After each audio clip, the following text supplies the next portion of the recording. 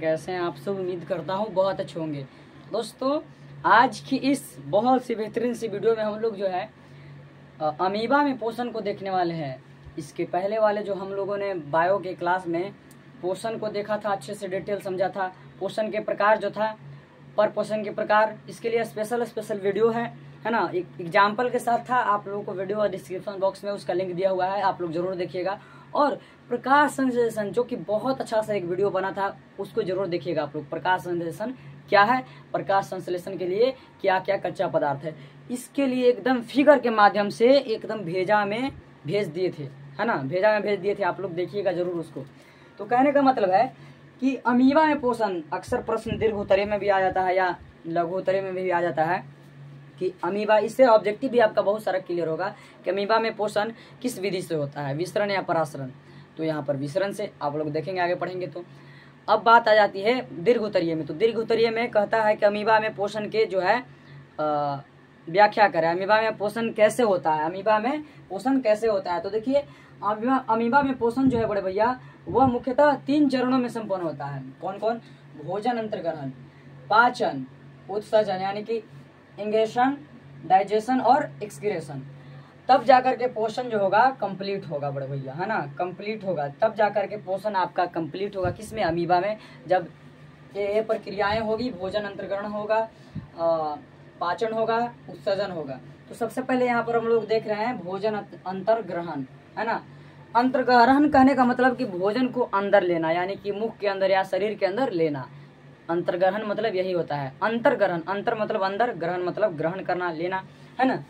तो अमीबा में, अमीबा जो है अपना भोजन, यहाँ पर लगा दीजिए भोजन ग्रहण विस्तरण विधि द्वारा, है ना। विस्तरण विधि द्वारा कुटपाद यानी कि स्यूडोपोडिया, पी साइलेंट रहता है आपका, या शरीर के सतह से करता है। यह भी आ जाता है कि अमीबा पोषण किससे करता है, अमीबा भोजन अंतर्ग्रहण किसके द्वारा करता है। या तो कुटपाद रहेगा, या तो शरीर के सतह रहेगा, या त्वचा रहेगा, है ना, कोशिका झिल्ली रहेगा। इस प्रकार से आपका ऑप्शन में दिया हुआ रहता है बड़े भैया। तो आप लोग जरूर उसको देखिएगा। कहता है कि अमीबा में पोषण किस विधि द्वारा होता है? विस्तरण विधि द्वारा। समझ गए? अब विस्तरण विधि है क्या? तो पदार्थ के उच्च सांद्रता से निम्न सांद्रता की ओर गमन। उच्च सांद्रता से यानी कि बहुत सारा यहाँ पर कण है और इधर जो है धीरे धीरे गमन हो रहा है। यहाँ पर मतलब यहाँ पर इसका मात्रा बहुत कम है, इसके अपेक्षा बहुत कम है। कहने का मतलब उच्च सांद्रता से निम्न सांद्रता की ओर गमन क्या कहलाता है? विसरण कहलाता है। और परासरण एक होता है। तो विसरण परासरण के लिए एक स्पेशल वीडियो डिटेल में लेकर आऊंगा, आप लोग उसको जरूर देखिएगा। और इसमें कंफ्यूज होने की बात नहीं रहेगी आप लोगों को, समझ गए ना। तो टेंशन नहीं लीजिए।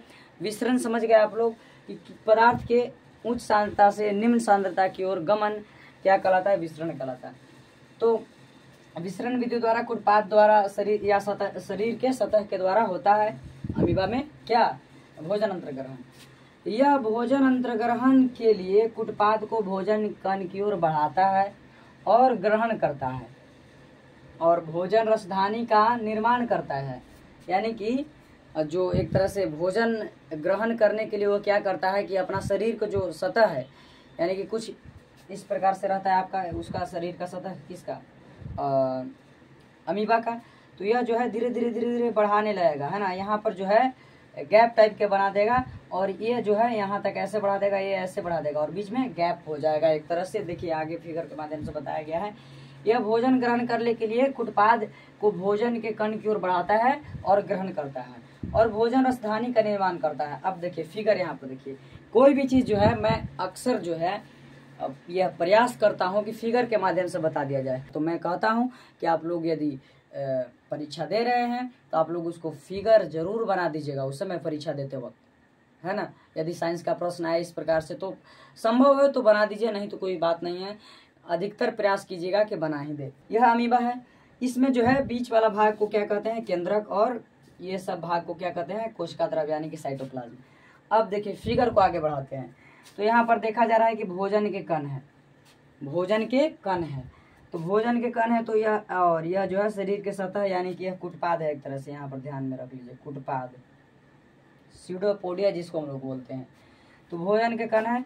अब ये कुटपाद जो है यहाँ पर है, भोजन के कण यहाँ पर है, ठीक। अब आगे फिगर बढ़ाते हैं। तो यह जो है धीरे धीरे क्या करेगा इस प्रकार से बढ़ाएगा अपना कुटपाद। ठीक, यहाँ पर तो सामान्य था, लेकिन अब क्या कर देगा, थोड़ा सा कुटपाद को बढ़ा देगा, इस प्रकार से कर देगा। और यह भोजन के कण जो है और आगे थोड़ा सा बढ़ जाएगा, और यह जो है इस प्रकार से कुटपाद ही इसको घेर लेगा। देखिए यहाँ पर जैसे कि कुटपाद जो है, दोनों कुटपाद जो है एक तरह से ज्वाइंट हो गया और बीच में भोजन के कण फंस गया। और जब भोजन के कण फंस गया तो वह जो है धीरे धीरे भोजन रसधानी का निर्माण कर देता है, यानी कि फूड वैक्यूल।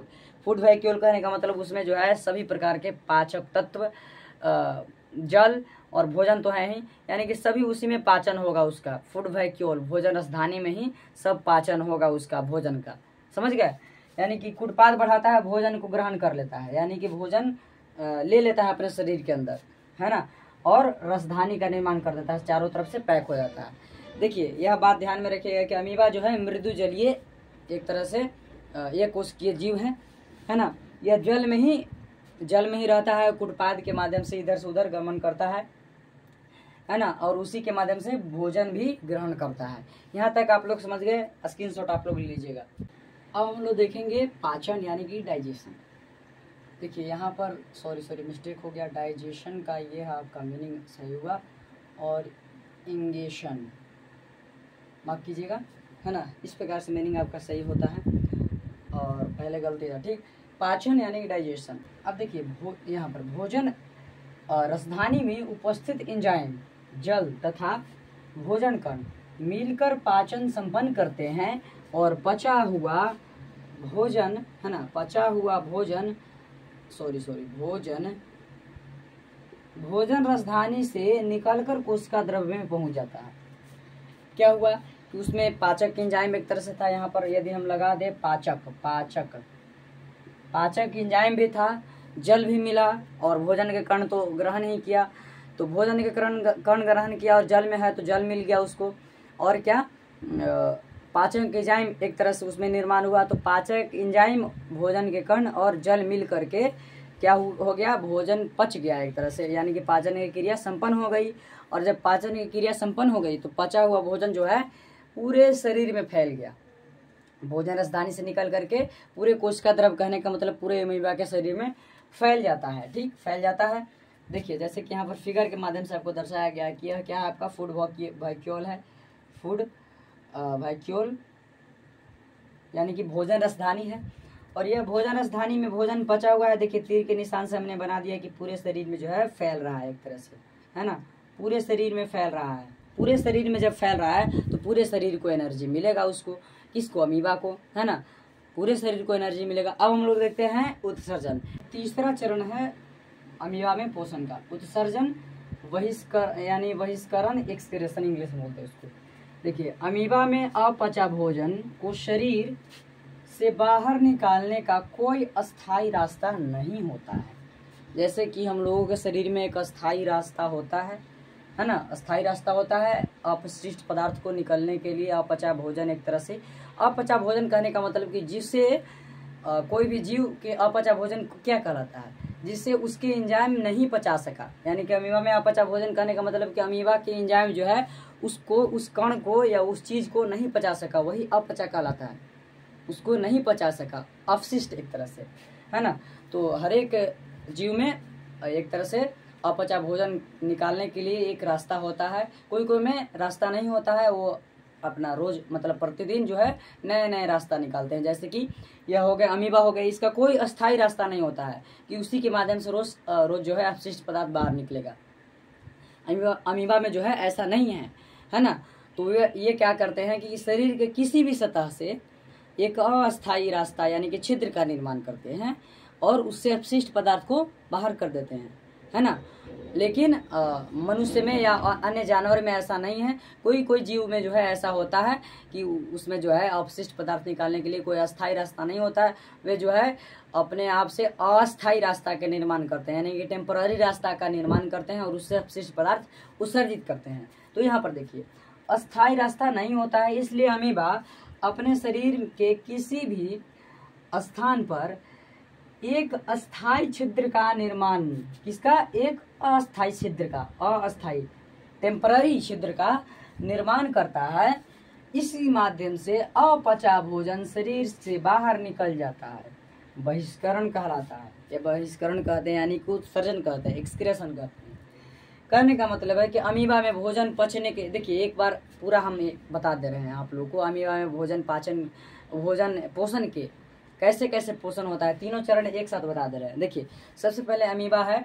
अमीबा में क्या होता है कि कुटपाद होता है। कुटपाद यह एक जलीय जीव है, यानी कि मृदु जलीय जीव है, और उसमें जो है अमीबा में कुटपाद पाया जाता है।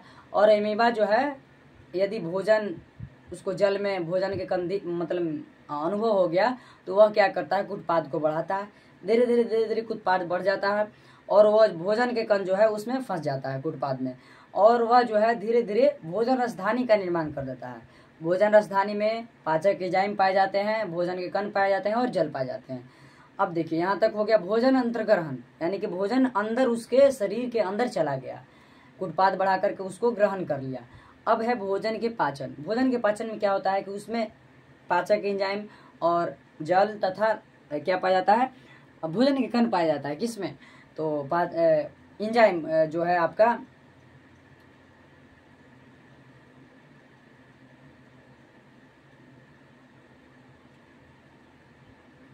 अब आ गया पाचन।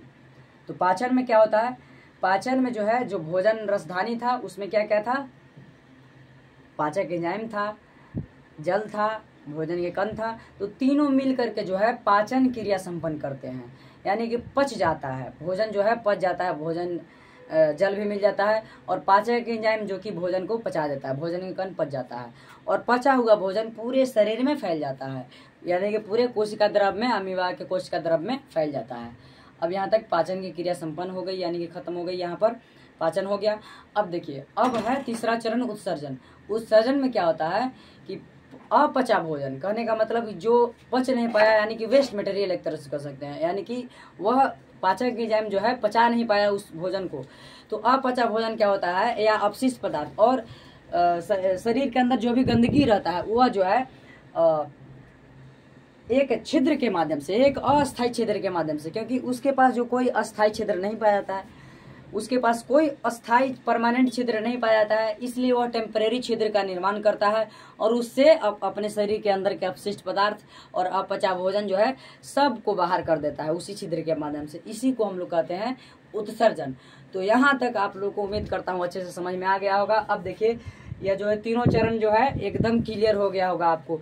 मैं यह नहीं कहता हूँ कि आप, मैं जैसे लिखा हूँ आप वैसे ही लिखिए, यह मैं कभी नहीं कहता हूँ। मैं यह कहता हूँ कि मैं जो समझाया आपको जैसे समझ में आया होगा, लेकिन सही तरीका से मैंने समझाया तो आपको सही तरीका से समझ में आना चाहिए और उसी को सही तरीके से अपने हिसाब से वहाँ पर लिख देना है ना। ये मैं नहीं कहता हूँ कि आप जो है मेरे हिसाब से ही लिखिए, आप अपने हिसाब से लिखिए। मैंने समझाया आपको, आप जितना समझे उसके अनुसार वहाँ पर लिखिएगा। और समझ में नहीं आया होगा तो फिर से वीडियो को देखिएगा, क्योंकि बहुत अच्छे तरीका से हमने यहाँ पर बताया है। फिगर के माध्यम से फिगर जरूर दिखाइएगा बड़े भैया। उम्मीद करता हूँ यहाँ तक आप लोग को वीडियो बहुत अच्छे से समझ में आ गया होगा और आप लोग दोस्तों के पास वीडियो को जो है शेयर करने का प्रयास कीजिएगा। मिलते हैं अगली क्लास में, तब तक के लिए जय हिंद बड़े भैया।